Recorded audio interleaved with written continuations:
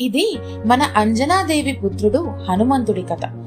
ఒకప్పుడు అంజనాదేవికి పిల్లలు లేకపోవడంతో ఎంతో బాధపడేది. ఒకరోజు ఆ దేవతకు పుణ్యవంతమైన వాయుదేవుడు భగవంతుని దీవెనలతో సప్తవర్ణంలోని ఒక పువ్వు ఇచ్చాడు.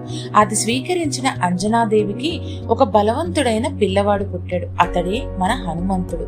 హనుమంతుడు చిన్నతనంలో చాలా చురుకైన వాడు. అతడికి ఎక్కడా భయం లేదు.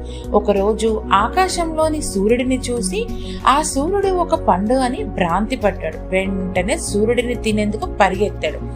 దేవతలందరూ అప్పటికే భయపడిపోయి ఇంద్రదేవుడిని ప్రార్థించారు. ఇంద్రుడు తన వజ్రాయుధాన్ని వదిలాడు. అది హనుమంతుడికి తగిలి వెంటనే హనుమంతుడు కింద పడ్డాడు. వాయుదేవుడు హనుమంతుడికి ఏం జరిగిందో చూసి కోపంతో గాలిని ఆపేశాడు. ప్రపంచమంతా నిశ్శబ్దమయ్యింది. అందరూ భయంతో వాయుదేవుడిని వేడుకున్నారు.